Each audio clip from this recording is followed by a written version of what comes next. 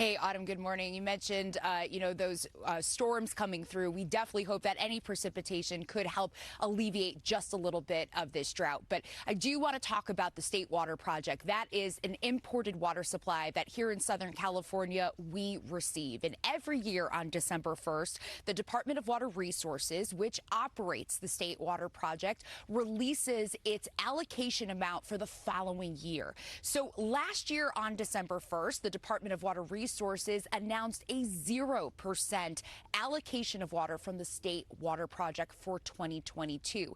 So that meant that water agencies would expect to receive no water unless there was significant precipitation to change that. And the reason why it was a 0% allocation was because of extreme drought conditions. So, okay, about the precipitation. December last year was wet, so the initial 0% allocation that the department gave actually rose to 15%. But that increased allocation was short-lived. The allocation dropped yet again to 5% because January, February, and March were the driest on record. And we've been on a 5% allocation ever since, which prompted mandatory outdoor water restrictions this year for about 6 million people in Southern California. Now, as allocations for 2023 are being announced, Metropolitan Water District's Dimitri Polizzo says he expects the state to take a very conservative approach, anticipating an initial allocation between 0 and 10%. The department will be conservative from off the gate, so they're going to allocate very low to begin with. And hopefully, again, if we do see some good storm systems come through, we could see that allocation increase.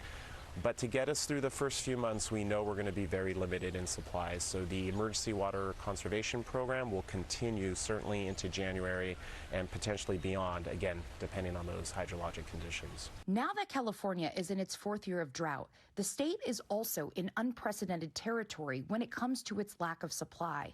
The last 3 years have been the driest ever in the state, and during those years, the supplies on the State Water Project have been the lowest combined that they've ever seen. Because of this, Metropolitan has had to lean on their Colorado River supplies, but those are also strained. We're trying to push those Colorado River supplies as much as we can. But again, there's only so much of those supplies as well. And we are going to be seeing restrictions going into next year on that side of the system as well. And that will trickle down with, again, initially voluntary restrictions across the board throughout our service area, which may lead into mandatory restrictions, again, if we don't see any improvements on our supplies from Northern California. So while multiple sources are strained, the Metropolitan Water District is hopeful because Southern Californians have a great track record at conserving water. Since the 1980s, water use has dropped 40%. So that's water use per person per day since the 80s has dropped 40%. And that's while our population has grown. We just need to continue to conserve, to stretch these supplies as much as possible, Autumn. And it is impressive to see that we have concern and we're one of the best in the country to do so. But how can more people conserve as we get throughout these next several years?